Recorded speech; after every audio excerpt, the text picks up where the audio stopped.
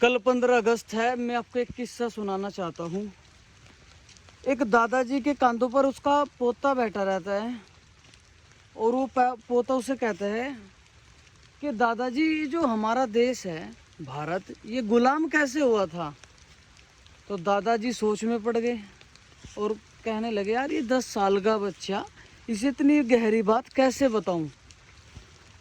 तो दादाजी कहते हैं, बेटा वो सामने पेड़ देख रहे हो। बच्चा कहता है, हाँ दादाजी।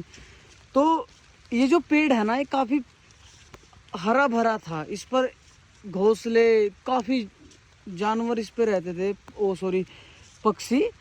और इस एक दिन क्या होता है कि एक लक्कड़हारा आता है और वो लक्कड़हारा उस पेड़ की एक टहनी को काट देता है जिस पे कोयल का घोंसला होता है।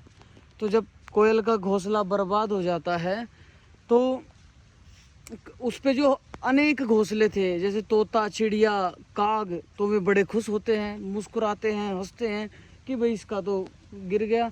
क्योंकि कोयल की मधुर आवाज़ थी और उसकी मधुर आवाज़ होने की वजह से काग की, चिड़िया, तोते की कोई वैल्यू नहीं थी वहाँ पर।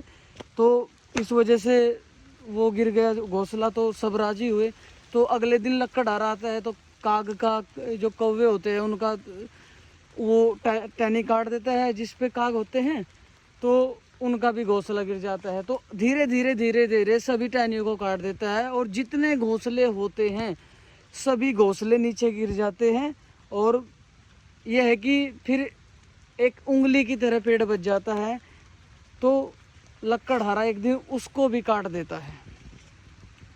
तो बच्चा कहता है कि दादाजी, मैंने आपसे इस पेड़ के बारे में नहीं पूछा, आप मुझे हिंदुस्तान गुलाम कैसे हुआ था उसके बारे में बताओ। तो दादाजी कहते हैं, बेटा हमारा देश भी इस पेड़ की तरह था।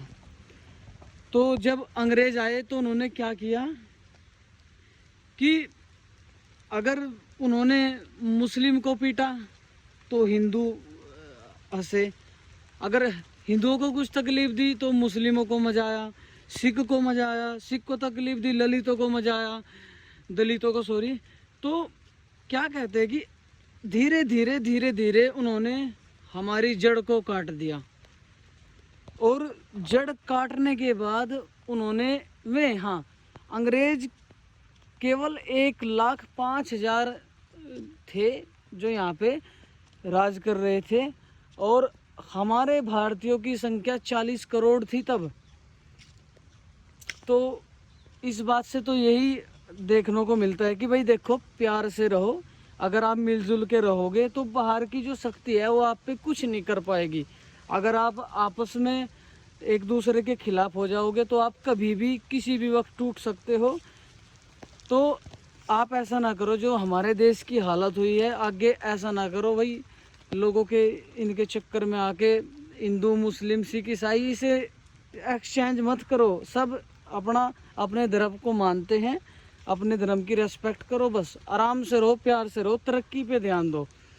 इस राजनीति के चक्कर में हमारा देश काफ़ी नीचे आ गया और आसपास के देश जो है वे बहुत तरक्की कर रहे हैं।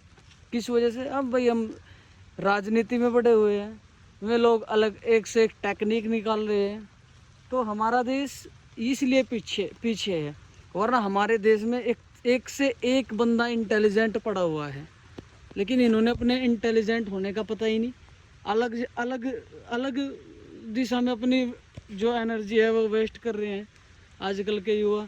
तो भाई मिल के रहो, मौज में रहो और अच्छे से रहो।